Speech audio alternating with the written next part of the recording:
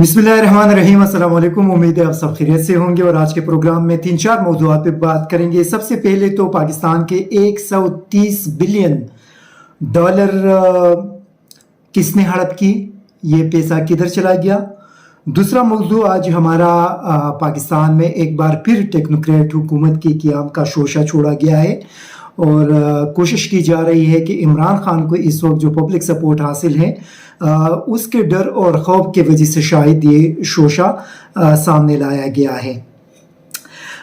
इसके अलावा एक इसाक डार जो पाकिस्तानी मईशत की तबाही का ज़िम्मेदार करार दिया जा रहा था, वो दोबारा वज़ीर ख़ज़ाना बन गए हैं और नवाज शरीफ के वापसी के लिए रास्ता हमवार करने का बाकायदा जो स्ट्रेटजी है उस पर काम शुरू हो चुका है। और आखिर में काबल में आज एक बड़ा अफसोसनाक वाक़या हुआ, एक ख़ुदकश धमाका जो एक तालीमी इदारे के अंदर हुआ और इसमें अब तक 19 जो स्टूडेंट्स हैं वो शहीद हो चुके हैं। सबसे पहले बात करते हैं पाकिस्तान की माशी मुश्किलात के हवाले से। पाकिस्तान पे इस वक्त जो बैरूनी कर्जा है वो तकरीबन कुछ राउंड अबाउट 130 बिलियन डॉलर हैं और ये बहुत बड़ी रकम है और इस रकम की वजह से पाकिस्तान इंतहाई मुश्किलात का सामना कर रहे हैं। लेकिन अभी सवाल ये है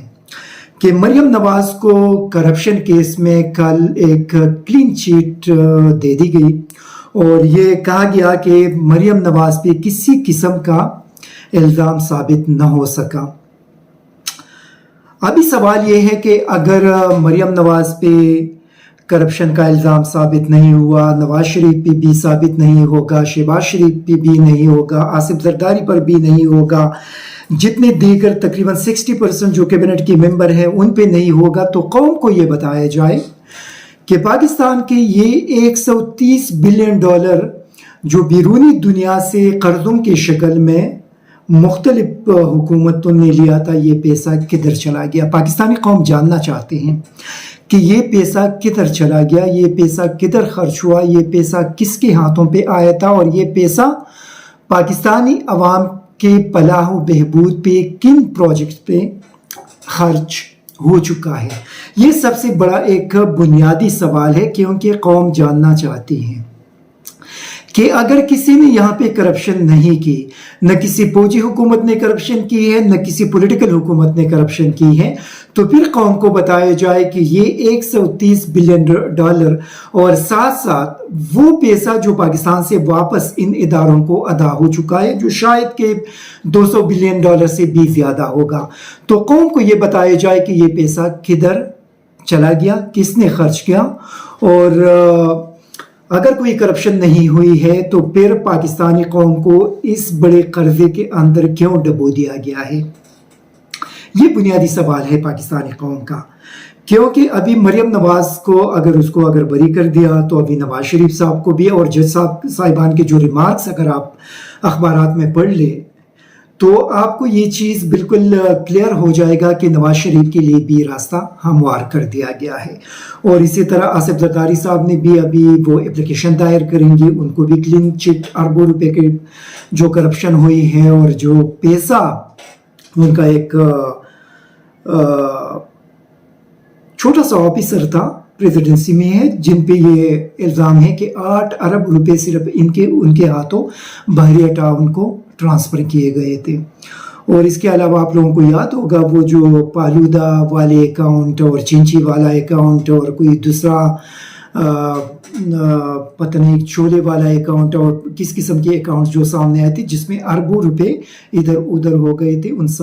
तमाम केसेस के अंदर अभी इनको क्लीन चिट दिए जाएंगे। इसी तरह तमाम वज़रा जिन पे करप्शन के इल्ज़ामात हैं और केसेस है वो भी ख़त्म हो जाएंगे। साथ साथ उसमें तमाम जो पीडीएम की जमातें हैं जिनके लोग हैं वो उनको अभी क्लीन चिट मिल जाएगा। लेकिन सवाल ये है कि आखिर पाकिस्तानी कौम का कसूर क्या है? क्या ये जितना पैसा जो लूटा गया है ये पाकिस्तानी कौम ने लूटा है? अगर ये पाकिस्तानी कौम ने अगर इस पैसे का करप्शन नहीं किया, उन्होंने नहीं लूटा, तो ये पैसा किधर चला गया? ये एक बड़ा सिंपल सा सवाल है और इस सवाल का जवाब पाकिस्तान के इदारों को देना चाहिए, नेब को देना चाहिए, FIA को देना चाहिए, एंटी करप्शन को देना चाहिए, बाकी जितने احتساب کے ہیں ان کو دینا چاہیے، اور ساتھ ساتھ پاکستان کے عدلیہ کو دینا چاہیے کہ یہ جو کرپشن کے کیسز ہیں یہ کب سے چلے آ رہے ہیں۔ 2017 میں یہ کیسز شروع ہوئے تھے اور یہ 2022 سے جہاں پہ ان کو معافی مل رہی ہے اور جن کو کلین چٹ مل رہے ہیں، ان 5 سالوں کے اندر ان لوگوں سے ایک بھی پایا وصول نہیں کیا گیا۔ یہ بہت افسوس کی بات ہے، لیکن اس کے لیے پاکستانی قوم کو جاگنا پڑے گا۔ جب تک پاکستانی قوم سو رہی ہوگی وہ اسی طرح آرام کرتا رہے گا، پاکستانی قوم کو اسی طرح لوٹا جائے گا اور ان کے چوروں کا کوئی پتہ نہیں چلے گا کہ وہ چوری کس نے کی تھی۔ ایک اور بہت خطرناک قسم کی جو بات ہے، امتیاز گل صاحب جو بتا رہے تھے کہ پاکستان میں ایک بار پھر عمران خان کی مقبولیت سے طاقتور جو لوگ ہیں وہ خائب ہے، خوفزدہ ہے، اور پاکستان میں ٹیکنوکریٹ حکومت کے قیام کی سازشیں یا اس کا شوشہ چھوڑ دیا گیا ہے اور اس پہ کام شروع کر دیا گیا ہے، کیونکہ اس وقت پاکستان کے اندر عمران خان سب سے زیادہ مقبول لیڈر ہے۔ اگر پبلک کے اندر آپ جائیں گے تو 70 سے 80% جو لوگ ہیں وہ عمران خان کو اس وقت سپورٹ کر رہے ہیں۔ اگر آپ الیکشن کی طرف جائیں گے تو 2/3 میجورٹی سے بھی زیادہ نشستیں لے کر وہ پارلیمان کے اندر واپس آئیں گے، جس کی وجہ سے جتنے بھی طاقتور لوگ ہیں پی ڈی ایم سمیت وہ تمام کے تمام اس وقت بہت زیادہ خوفزدہ ہیں اور وہ الیکشن میں جانے کے لیے تیار نہیں ہیں، اور اس کی وجہ سے ملک کی اکانومی کو تباہ کر دیا، ملک کی معیشت کے ساتھ ساتھ جو پولیٹیکل اسٹیبلٹی تھی اس کو تباہ کر دیا، پاکستانی عوام کو تباہ کر دیا۔ انفلیشن جو ہے پاکستان کے اندر 50 سالہ ریکارڈ اس نے توڑ دیا ہے۔ اسی طرح پاکستانی قوم کے اوپر مہنگائی اور کا بوجھ ڈال دیا گیا ہے، بجلی کی قیمتوں میں اضافہ ہوا، خوراکی چیزوں کی قیمتوں میں اضافہ ہوا، پیٹرول کی قیمتوں میں اضافہ ہوا، لیکن اس کے باوجود کوئی بھی بندہ اس صورتحال کو بہتر کرنے اور پاکستانی عوام کو اس مشکل سے نکالنے کے لیے تیار نہیں ہے، کیونکہ وہ ڈرتے ہیں کہ اگر وہ الیکشن کی طرف جائیں گے اور ان مشکلات کو ختم کریں گے تو عمران خان دوبارہ اقتدار میں آئیں گے، اور وہ اس مرتبہ جو ان کی حکومت ہوگی وہ حکومت پاکستانی تاریخ کے اندر کچھ ایسے اقدامات کریں گے جس سے طاقتور لوگوں کے جو اختیارات ہیں وہ ختم ہو جائیں گے اور اختیارات پاکستانی عوام کے پاس آ جائیں گے، اور وہ لوگ کسی بھی صورت میں پاکستانی عوام کو اختیارات دینے کے لیے تیار نہیں ہے۔ وہ چاہتے ہیں کہ پاکستانی قوم ان کا غلام رہی، ان کا محکوم رہی، اور اس کا زندہ مثال آپ لوگوں نے کل دیکھ لیا مریم نواز کے کیس کے اندر۔ اسی وجہ سے وہ ٹیکنوکریٹ حکومت لانے کا شوشہ انہوں نے چھوڑ دیا ہے، لیکن کیا یہ ٹیکنوکریٹ حکومت عمران خان قبول کرنے کے لیے تیار ہوگا؟ کبھی بھی نہیں۔ کیا اس قسم کی ٹیکنوکریٹ حکومت پاکستانی قوم ماننے کے لیے تیار ہوگا؟ بالکل نہیں۔ اسی وجہ سے جو لوگ اس پلاننگ پہ کام کر رہے ہیں یا جن لوگوں نے یہ شوشہ چھوڑا ہوا ہے وہ پہلے حالات کو دیکھ لے۔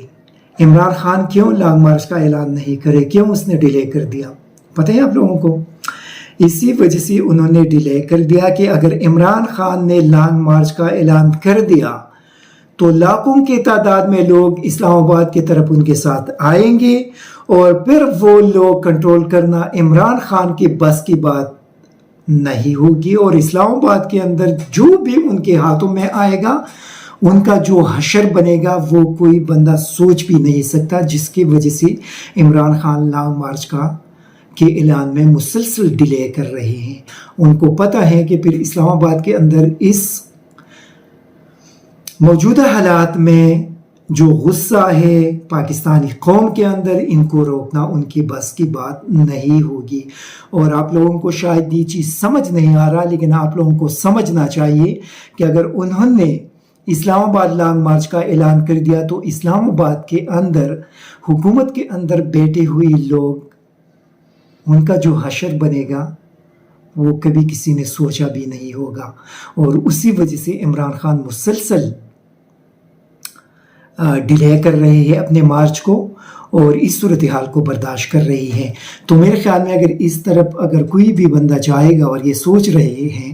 کہ وہ ٹیکنوکریٹ حکومت کو قائم کریں گے اور عمران خان خاموش رہے گا، تو میرا نہیں خیال۔ یہ کبھی بھی پاسبل نہیں ہے کہ وہ کسی ٹیکنوکریٹ حکومت کو تسلیم کریں گے. وہ اسی حکومت کو تسلیم کرنے کے لیے تیار نہیں تو ٹیکنوکریٹ کو کس طرح وہ تسلیم کریں گے. اور پھر جب لوگ اسلام آباد کے اندر آئیں گے تو پھر وہ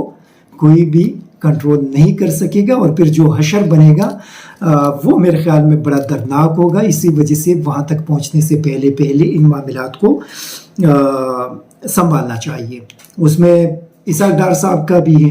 آپ دیکھ لیں کہ جو ہمارے کچھ اینکرز نے آرمی چیف کو کوٹ کیا تھا اور اس نے کہا تھا کہ اسحاق ڈار نے پاکستان کی معیشت کو تباہ کر دیا, اسی اسحاق ڈار کو ہمارے ان طاقتور لوگوں نے واپس لا کر ان کو پاکستان کا